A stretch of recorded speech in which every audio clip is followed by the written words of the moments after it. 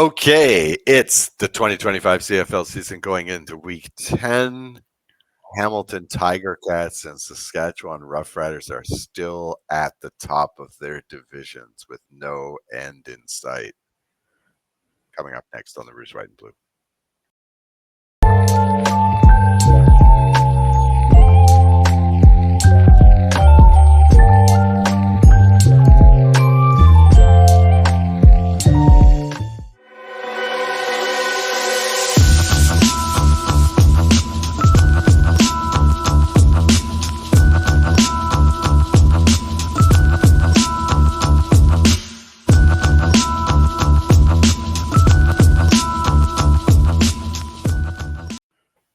Welcome to the Rouge, White, and Blue CFL podcast. My name is Oz Davis. I am the host of the show. Joining me, as always, is my co-host, Joe Pritchard. Joe, how's it going today?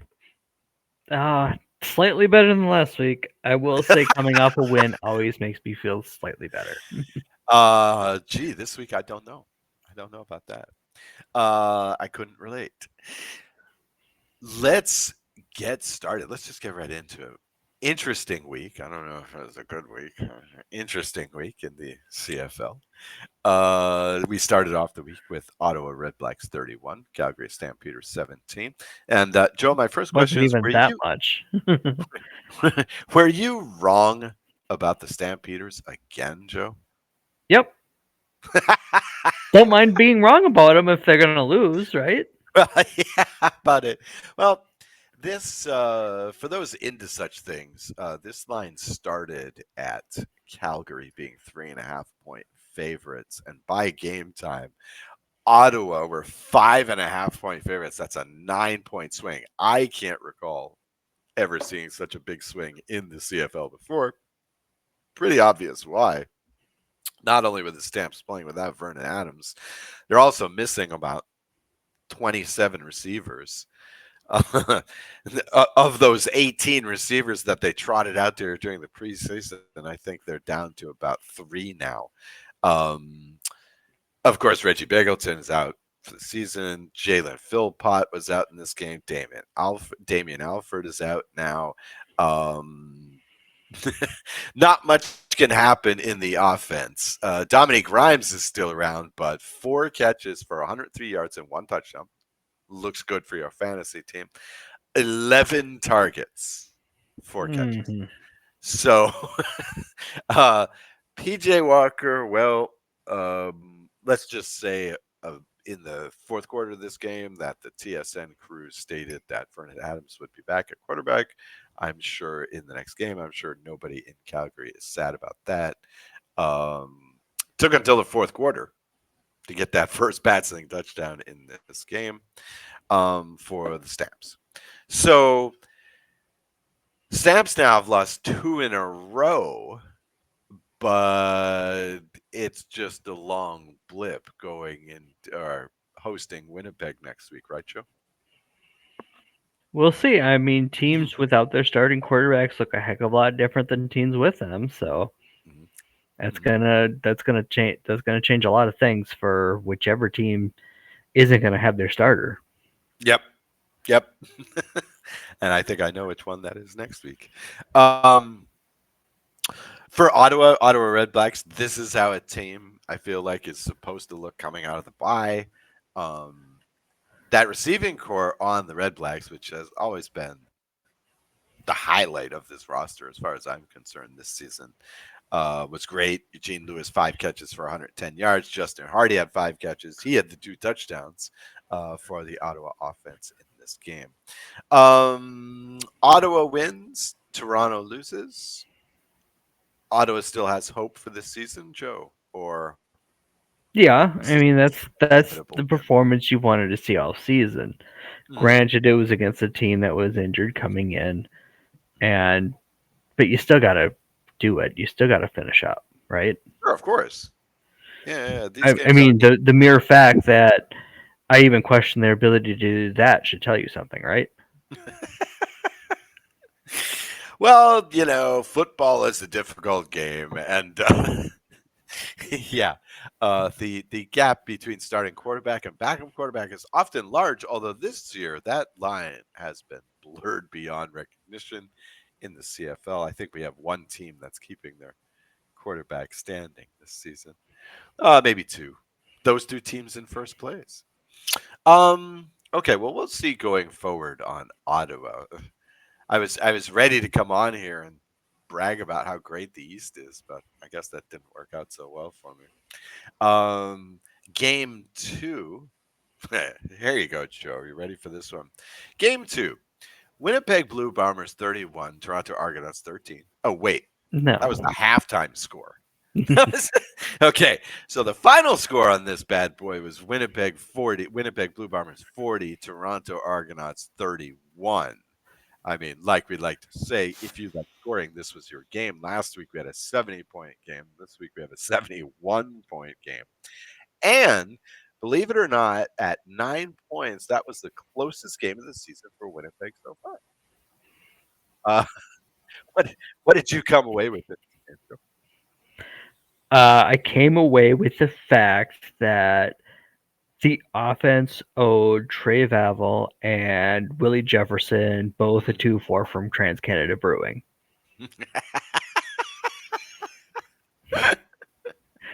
Yeah, I was well.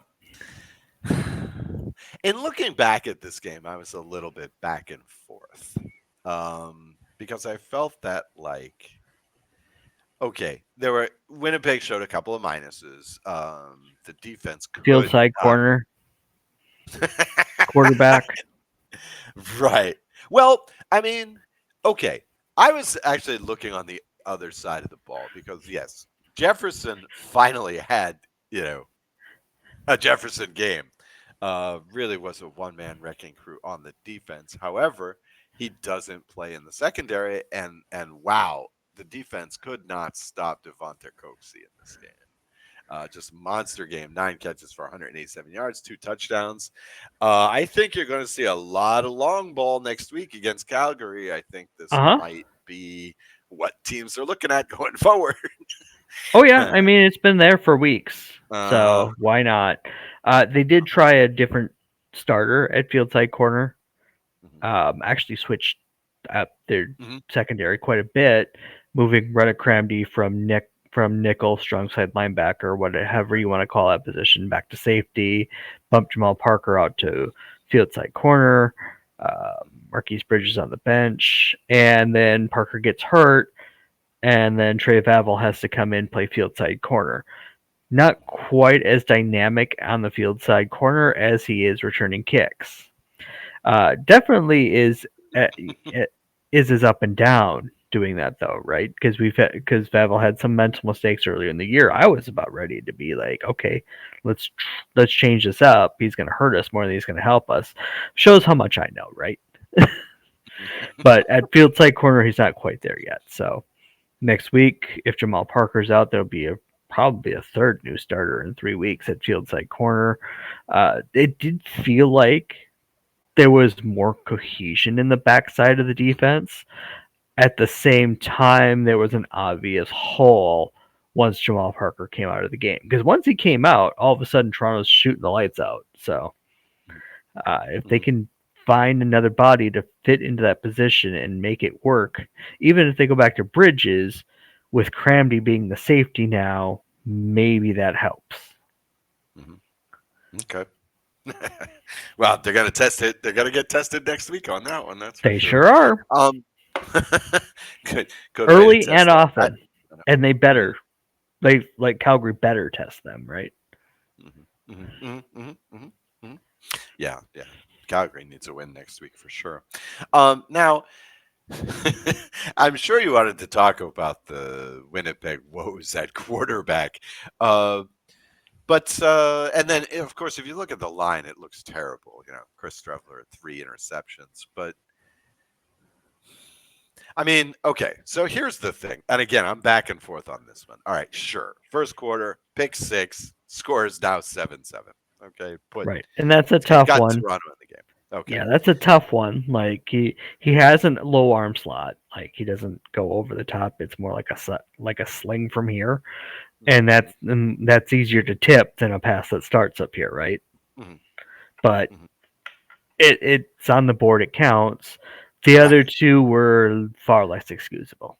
Right. Well, yes, but here's the thing. I mean, okay, so that first one, the pick six, it's answered with the Trey Val's touchdown, right? As you Yeah, just mentioned, it's answered with the touchdown. one of them. Okay. Yeah. In the third quarter and the fourth quarter, both of these picks were answered with 2 and outs. So I guess my question to you is this going to be required? Are you going to need two special teams touchdowns and a defensive touchdown in every game? Hopefully not. Hopefully Zach is healthy and plays next week. Yeah. Yeah, you think so? Is he? What's the story there? They say neck injury, so Okay. take that for what it's worth. Winnipeg's always very tight-lipped about injuries. Yeah. I'm getting the feeling from what I'm seeing here is that he just needed to rest another week, and they're going to play him in Calgary. But I don't know that they haven't officially practiced. Injury reports aren't out, so for all we know, it could still be PJ Walker versus Chris Trevler next week, or it could be Zach Claris versus Vernon Adams, or a combination of that. Right. Too early to tell on a Monday night, right? Right. Right. Well, I can tell you what the bookmakers think is going to happen. Okay, so I don't know. For me, the other weird thing about Streffler was is that all three of these interceptions are basically in the middle of the field. Right. So I don't Oh know no, if that has. one was in the corner of the end zone, right? Well, yeah. But I felt like every time they got a drive going. We'll see what they can do. I mean, because I was thinking about your comment when they can game plan for Strevler starting quarterback, they can put something together, and offense looked pretty good except when he was throwing that away. So, Yeah, um, they did. The plan was there. The last pick in the end zone was underthrown, and they even came out and said it today. It's like that's the play we wanted. We had one on one. That's what we wanted. The ball just didn't get to the right spot. mhm. And when the coaching staff's calling you out on that, that means you definitely made a bad throw, right? Mhm, mhm. Right. Okay. So moving on, we had, I guess, I don't know. It looked like it was going to be a barn burner. It just ended up as a close game. Hamilton Tiger Cats 28, Edmonton Elks 24. The game started and ended with a bang after three drives. After three drives, the score is 14-7. And so 21 points in the first quarter right off the top. And there's only 31 points the rest of the way. Um, kind of turned into a grinded out game there. Edmonton couldn't really do much on the offense in general. I mean, yes, there was a couple of touchdowns, but in general, mostly getting stopped by the Ticats, who's does not have the greatest defense in the CFL this season. I personally thought this game was going to go over. I think it was under, and with only this actually at 49, it was no 52. It was probably just right over 50 and a half. Yep, right over. So I guess my over was good, but certainly didn't feel like an over. The Elks only got their first lead in the fourth quarter with a after the interception by Katatonis. Very nice. Oh no, I'm thinking of something different. Sorry about that. They only got their first lead in the fourth quarter, kicking the field goal to go up 24-21. Um, and then after that, Katsatonis got the turnover the next time the Elks had the ball. Nice interception there on the second passing play on that drive. And then Bo Levy Mitchell and company went to work. Right? I mean, only had to go 50 yards. How does this happen? 9 plays, most of the time with a no huddle offense. 50 yards. It's the CFL, so you get the clock stopping, and yet they still took 3 minutes off the clock. I'm still, I'm looking at the replay just this morning trying to figure out like What happened here? It's just really nice, either really nice clock management by the Ticats or really poor by the Elks. Not sure which, Yes. but just yeah, exactly. But now, and it's kind of shocking, but Bo Levy Mitchell is now ninth on the what is it, the all-time passing list. He's ahead of Doug Flutie now. Wow. And this year he's been looking like the stud.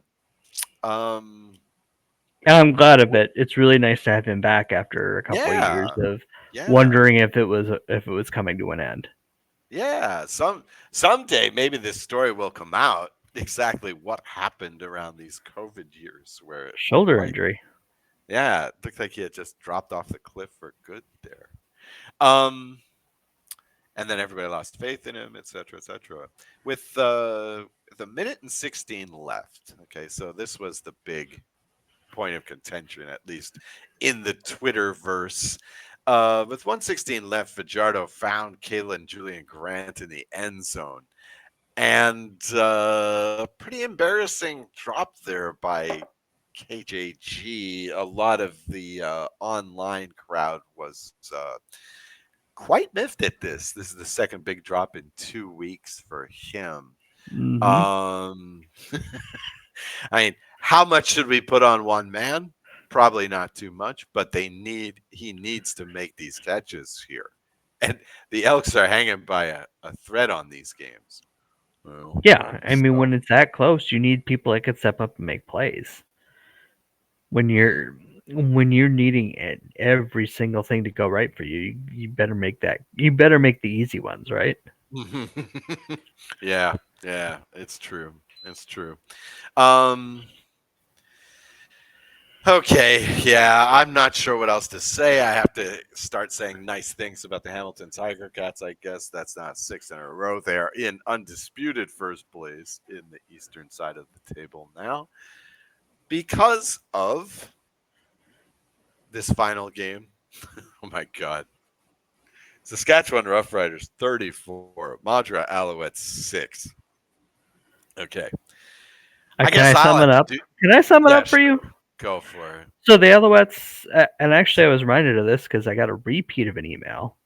The Alouettes were celebrating 80s night this past weekend, right? So they decided. I guess the team decided to get in on the act. I mean, the only thing Oh. I'm sad about is we didn't get like Vince Ferragamo and Turner Gill to have a shot at quarterback. That might have actually helped them in this game because that was pretty rough. Vince got name dropped last week in one of these games. I think it was the Montreal game last week. Vince Ferragamo got name dropped in that game. I was like, why are they talking about Vince? Oh, 80s night. Okay, that must be it. Um, I don't know. I could make it bad for you too, Joe. I mean, I could give props to the Saskatchewan Roughriders. They're now first place in the West. There's nothing new about that. But I the mean, you're Riders, already wearing their colors. I mean, you might as well just start talking nice yeah, things that's a about them, right? coincidence. I promise. I promise. It's whatever I threw on. I swear. Well, it was either that or you lost a bet. So Oh, yeah. Did we make a bet? Um, I have to give the props to the Riders, Joe. Here, they're now number one in the league in time of possession, in yards per play. They're number one in point differential. Okay, they're 1 point better than Calgary, but they're number one in point differential, number two in points scored, and as in previous years, they're also number one in penalties. But it doesn't seem to be slowing them down at all this year. One loss on the season. In this game, they're playing without Sam Emilis, who's actually now in the 6 game injured list. So he won't be around for a while, but who could tell? Right? This team is not missing a beat. Trevor Harris is having, I mean, maybe this. I was thinking during this game that this feels like a team of destiny this year, these Riders. well, I mean, I did pick them to finish first in the West, so I can't Yeah. complain too much about you saying nice things about them. Um, I have some thoughts about what I hope that destiny is, but I'll Oh save yeah. that. I'll save that for private chats with other Butler fans. So Okay, I think you No, know where you're going with that. to be completely fair, like they're earning it. They're earning first place in the West right now, and it's not like the West isn't doesn't have a couple of teams that can come out swinging any given week, right? Hmm. Hmm. Hmm. Yep, yep. Oh wow. Oh my God, Riders, Ticats, Grey Cup. We're halfway through this season, right? So there's still plenty of time, right? There's plenty of time, but I mean, I will if that does come to pass, I will definitely learn all the words to Oski Wee Wee. I guarantee it. Nice. Um, not sure what I can say about my Alouettes. I guess most pointedly, I we're already gonna, said it. They were just yeah, they were cosplaying the '80s Alouette slash Concorde. So that's all you need to say. Concords. Yeah, they should have come out with the retro helmets on that game. Yeah, running game couldn't get anything going. 13 carries for 40 yards between Sean Thomas Erlington and Travis Tice. It's pretty disheartening when we're red blacking it, when the most exciting bit of our game is our place kicker. But I got to tell you, Jose Maltos Diaz, if the Alouettes play the rest of the season like this, I mean, he might be our nominee for most outstanding player this year, like Lewis Ward has been for Ottawa in the past. Set the Alouettes' distance record for field goals last week, broke it this week with a 58-yarder. And for those who took that yes on that preseason prop at CFL.ca, are still holding out for the 60-yarder, but Maltos Diaz is fated to do that because this offense can't run the ball. This offense can't move the ball. No, this is a terrible year for Ugh. cheaper fantasy running backs. Like, Yep. of course, Justin Rankin goes off the week I go off of him, right? I got less than 2 points out of my two running backs, and yet I still won somehow. Maybe it's because I Wow. loaded up on Cat quarterback and receivers, but Nice. Nice. Good for you. Yeah, Bo Levy is definitely the pick this year. He's the only starter left besides well, I Trevor took Harris. Mills out of Calgary too, thinking, hey, Calgary's gonna call a lot of running plays. They're gonna protect their quarterback and not throw the ball too much, and that worked out well. This is so close. um, I just wanted to get this one in here. I don't want to be pessimistic, but this is a highlight of my season for the rest of the year. Maltos Diaz now number one in the CFL in field goals made with 25. Liam Hyla-Rahu at 21. Lewis Ward at 20. So just want to get that in there. We're going to talk next week's games. Also talking some Crankshaft. Of course, I'm an old guy, so I remember comic strips of the old guys. But wow, I'm just really taken by the fact that you really can't do much in two panels, can you? No, you really can't. But I mean, today being Monday, the 4th of August, they did sit in the stands and discover poutine. So I Yeah, mean, that's the good yeah, stuff right there. gotta like that shout out. Yeah, we did some jokes about the Minneapolis airport. We did some Can walking confirm, around. really nice airport. I guess, yeah. I did not know that there was an actual Prince theme store in there. Did he just make that up? Is there an actual like? That I don't know, but like if you're going to It- say nice things about an airport, and even me, a born and bred Wisconsinite, I have to say Minneapolis has a really nice airport. uh-huh, They do it well. uh-huh. So Yeah, I there's not like, that many. and I'm following all this along too. It's like, yep, that's where my trip starts. That's where I guess it's like, yeah, this is my life in a comic strip. Hmm. Hmm. You got the poutine at the game? Do No, you? but I usually Nah, get one. nah. Nice, nice. You got to. You got to. My God, I was in New England this summer and I had a poutine. Oh my God. It was fake. It was a fake poutine. They were going through the motions. I was so disappointed.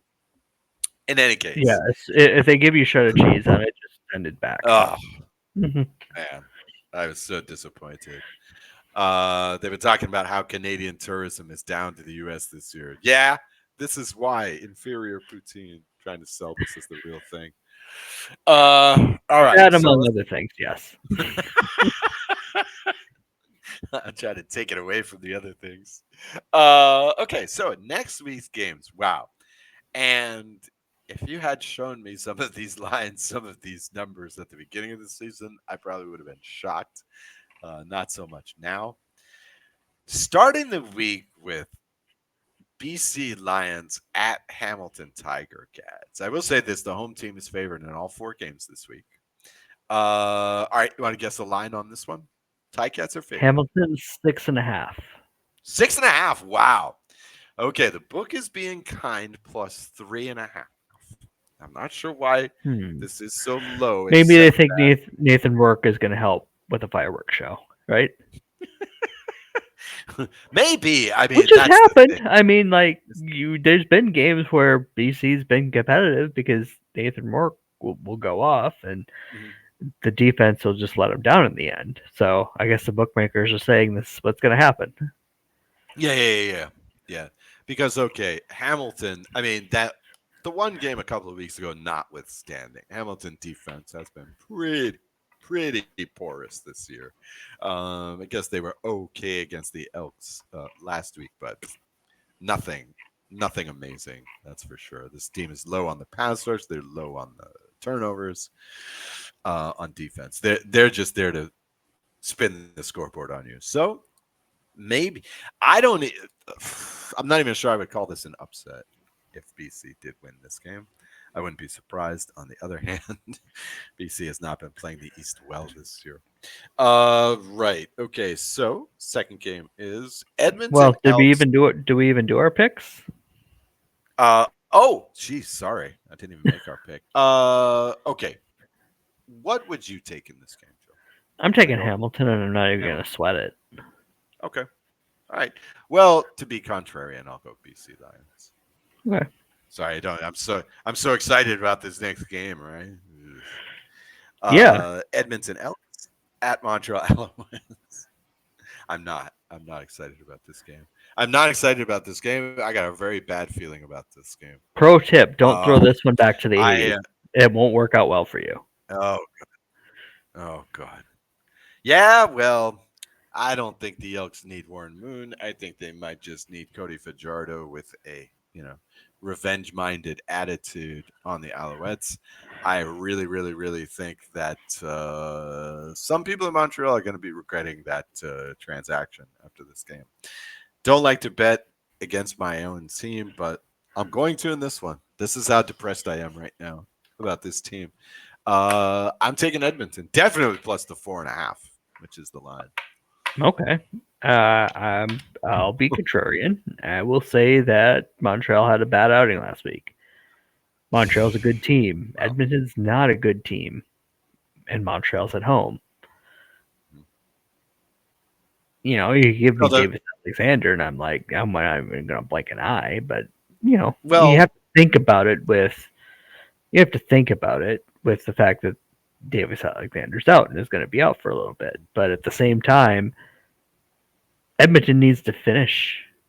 If they could finish, I'd have something else to say here probably, but they haven't shown me any proof that they can do that. So until they do, I'll take Montreal and I'll be pretty confident about it.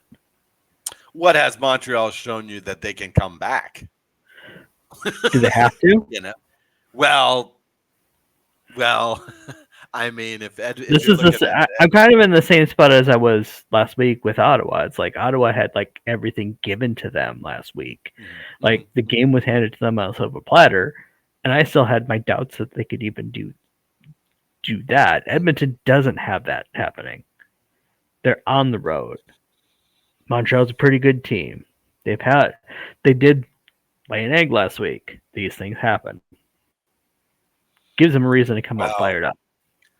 I get the feeling that I'm going to come in here next week and I'm going to tell you about the running statistics with McLeod Bethel Thompson at quarterback versus Davis Alexander at quarterback. And this offense cannot seem to get going with Bethel Thompson at the helm. And I again, Edmonton is not going to go 1-17 this season. They are going to win some of these games. So I don't know. I'm so down right now. I think we're going to see Caleb Evans in a couple of weeks. We might be this desperate. Um. Okay. So, right. Pessimism aside, here's Ottawa Red Blacks at Toronto Argonauts. Toronto is favored by how much, Joe? 3.5. 2.5. 2.5. Okay. This one, I would not be surprised to see this widen a little bit.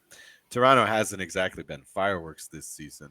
One would assume that the Red Blacks will be playing some man on Coxie this week, but we'll see. I don't know. This one's a hard one to call from me because here are your 3 and 4 in the East, and not liking much of what I've seen from either of these teams. Maybe go the over. I don't know. Who do you like here? I might just go contrary again, Joe. I like Toronto, especially since they're at home. Okay. They've shown they have flaws. They have issues in the offensive line. Willie Jefferson showed us that, right? Yeah. They're not going to have Chad Kelly for quite a while, so Nick Arbuckle's the guy. But Nick Arbuckle's looked pretty decent these past couple weeks, assuming he's not running for his life, right? And does Ottawa have anybody that's going to scare you on that line? Like No. Lorenzo Malton's still there, but he only picked up his first sack this past week, right? Yeah. Yeah. That defense doesn't scare me at all. Mm-mm. We know that Arbuckle to Coxie works. Arbuckle to Daniels works. Sure. They don't have a running game, but neither does Ottawa. And Toronto's got some playmakers on defense. Ottawa does not. So I'm liking the way this lays out for Toronto right now. And Toronto has been playing better as of late than they Yep. did at the beginning of the season, too. Yep. Yep. Kind of helps that Winnipeg had a pretty poor game there a couple weeks ago. But they came back from 18 down last week Mm-hmm. in a hostile environment. It helped that Winnipeg was having their own struggles on offense. But Winnipeg put up 40 points without having to but didn't put all that up on the defense, right? A lot of that came off of special teams. That's the thing that they got to fix right now. Is Toronto special teams is abysmal, and they have to figure that out. Mm-hmm. Now they did have a couple of those trick kickoffs. One of them actually worked out. So if they can keep Ottawa off balance, and that's going back to Winnipeg having some less experienced players in places, but they used to have a lot of experience. Mm-hmm. But Ottawa always strikes me as a team that's perpetually like that, right? Mm-hmm. Yeah, the last few So if years. they can, so Toronto can outcoach Ottawa too. So I'm feeling really confident about Toronto. If you're going to make me pick this game, right? Mm-hmm. Yeah, right. You must Like, pick this game. I'm not. I don't throw money at any of this, but Yeah. this one I'd feel pretty good about. Really? Okay. Yeah. All right. Yeah. I'll back Toronto as well. I can't take the visitors in all these games. So back Toronto again. I'll be pessimistic. I'll say Toronto is back in this race. And hey, maybe they'll break out the quarterback punt for Nick Arbuckle in this game, right? Like Bo had last game. The CFL quarterback punt. That'd be awesome. It was great last week. Okay, and we close the week with Winnipeg Blue Bombers at Calgary Stampeders. Okay, Joe, if you can guess this line correctly, it will tell you who the sportsbook believes is playing quarterback. Calgary 5.5. Exactly, Calgary 5.5. Obviously, they're betting on Adams versus Strevler. Strevler will not want to be so generous next week. Calgary is number 1 in the league in turnovers. Okay. So he's going to have to be a little bit less sloppy this week. We can count on the Stamps to turn over the ball a few times. They are not number 1 in turnover differential, so they are giving up a lot of turnovers as well this season. But I don't know if that's enough. I think Calgary's going to win this game. I don't know if Winnipeg can keep it close, but one would have to guess Vernon Adams after a week off will be fine. And apparently, the book thinks that Zach is not coming back. Well, even so, uh, align me up any of these quarterback situations except for Kolaris versus Walker, Mm-hmm, and I'm feeling like Calgary's probably the team to pick in this one. mm-hmm, Just too many holes on defense right now for Winnipeg. That secondary still needs to get sorted out. The offensive line seems to be coming into a little bit more health. Stanley Bryant's likely to play this week mm-hmm, from the sounds of it. So that will help. And the offensive line did better last week, but now you're going on the road again. Another hostile environment. I'm not in love with that matchup right now for Winnipeg yet. mm-hmm, Unless we have unless Adams ends up out another week and Claris is back. Uh, my pick will be Calgary. mm-hmm. Also hoping it's a reverse jinx too, but even Well, so, even without that, I'm probably landing on Calgary. it would be pretty wild if Calgary actually lost this game. That would make it three in a row just after it looked like they had become the best team in the league. So Yeah. it would be, I'd be all for that. They can go back down to the bottom of the table. I'll be okay with oh, that. sure, sure. That would be fine. That would be fine for you. Now, isn't this the end of so Winnipeg is now done with Calgary This would be after it the for Winnipeg Calgary. Their 3-game series. right. Winnipeg's also done with BC. Right. Winnipeg has played Edmonton once Right. and Saskatchewan 0 Right. times. Right. So Right. we do have Saskatchewan coming up 3 times because I believe Uh-huh. what it's late in the it's week 20 Yeah. for the Yeah. third matchup. Besides Yeah. the obvious two, Mhm. Mhm. and we have not seen anybody in the East except for Toronto, and we're done with Toronto. Uh-huh.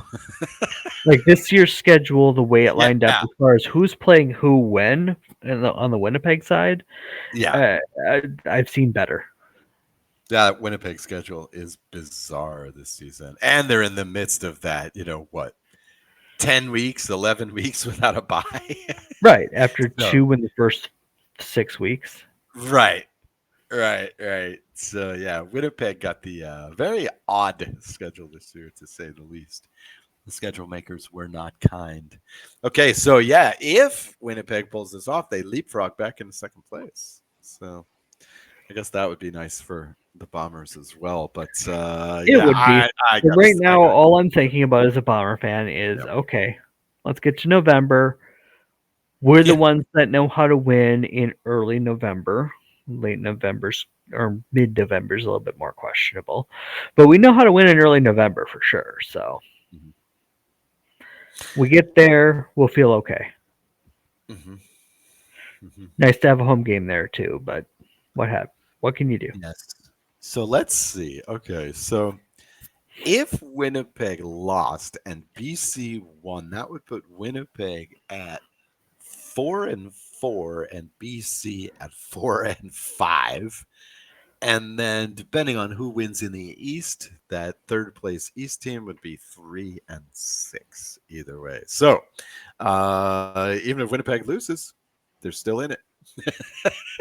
Oh They're yeah, and they still in have it the for the cross. tiebreaker over BC. They have the step on Edmonton as far as the tiebreaker goes. I'm not concerned about getting Yeah. to November. I just Okay. like it to be in a decent spot and them Right. playing well, right? Right. Like a home game would be nice.